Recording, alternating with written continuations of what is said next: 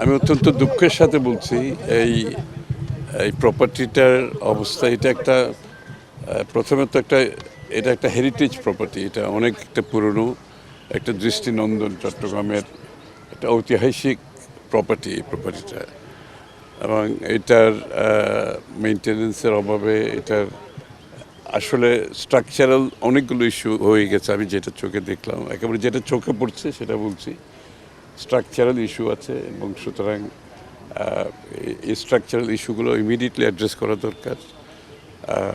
কারণ structural issue না করে এখানে রেনোভেশনের কোনো সুযোগ এখানে নাই। এটাকে প্রথমে অ্যাড্রেস করতে হবে। এবং এটা বাংলাদেশের স্বাধীনতার ঘোষকের এই জায়গায় মৃত্যু হয়েছে, তার জাদুঘর এখানে, তার স্মৃতি ধরে রাখার চেষ্টা হয়েছে এখানে।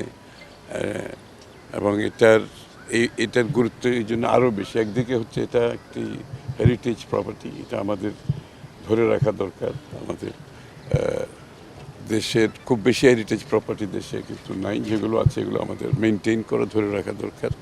তার উপরে আরও গুরুত্ব হচ্ছে এখানে বাংলাদেশের স্বাধীনতার ঘোষকের মৃত্যু এখানে হয়েছে, তাকে এখানে হত্যা করা হয়েছে, এবং তার স্মৃতি এখানে বিজড়িত বাংলাদেশের সকল মানুষের হৃদয়ে একটা আবেগ এর ব্যাপার আছে। এই জায়গার একটা গাম্ভীর্যের ব্যাপার আছে, এই জায়গার একটা দৃষ্টিনন্দন অবস্থান আমাদের সৃষ্টি করার বিষয় আছে।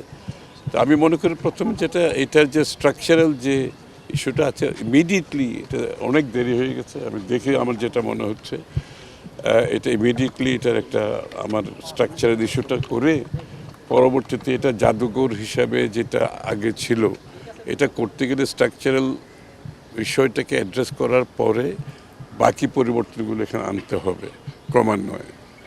এবং যত তাড়াতাড়ি সম্ভব আমি সাথে কথা বলবো, আমাদের সংস্কৃতি মন্ত্রণালয় মাননীয় মন্ত্রী যারা আছেন এবং দায়িত্বে যারা আছেন জাদুঘরের সাথে কথা বলবো। এটার একটা ইমিডিয়েট একটা স্টেপ নেওয়া দরকার। এটার প্রতি কোনো গুরুত্বই দেওয়া হয়নি। যেভাবে স্বাধীনতার অনেক কিছু আমরা দেখতে পাচ্ছি, যাদের সত্যিকার অর্থে যারা স্বাধীনতা যুদ্ধে সম্মুখভাবে যুদ্ধ করেছে, স্বাধীনতার ঘোষণা দিয়েছে, স্বাধীনতার যুদ্ধ কিছু অনেকের তো মূল্যায়ন হয়নি। সুতরাং আজকে আমাদের সকলকে মূল্যায়ন করতে হবে।